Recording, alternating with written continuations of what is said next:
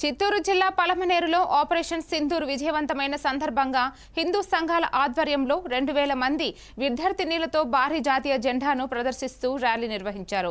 హిందుస్థాన్ జిందాబాద్, పాకిస్తాన్ ముర్దాబాద్ అంటూ నినాదాలు చేస్తూ పట్టణ వీధుల్లో తిరిగారు.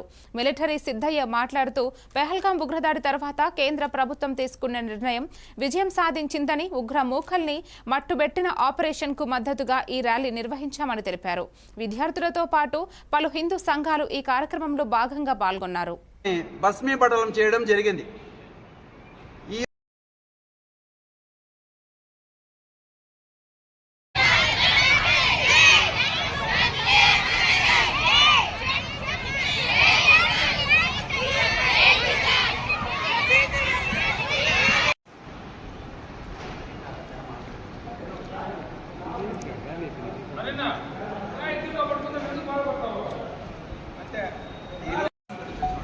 ఈరోజు మన పలమనేరు పట్టణంలో సుమారు 2000 మంది బాలికలు, మహిళల చేత ఆపరేషన్ సింధూర్ సక్సెస్ అయినందుకు విజయోత్సవాలు దేశవ్యాప్తంగా చేసుకుంటున్నాం.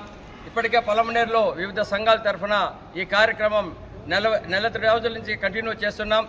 ఈరోజు విజయోత్సవ ర్యాలీ ఎందు గురించి చేశామంటే, ఏప్రిల్ 22వ తారీఖున పహల్గాంలో జరిగిన భయంకరమైన సంఘటన గురించి మనం ఆపరేషన్ సింధూర్ అనేది మనం మోడీ గారు చేశారు.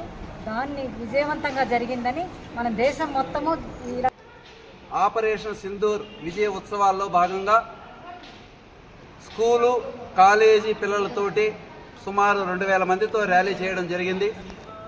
ఇది ఏప్రిల్ 22వ తారీఖు పెహల్గాంలో జరిగిన దురాగతానికి సమాధానంగా మే 7వ తారీఖు ఆపరేషన్ సింధూర్ అని నామకరణం చేసి మహిళలతోటి యుద్ధ విమానాల్లో పోయి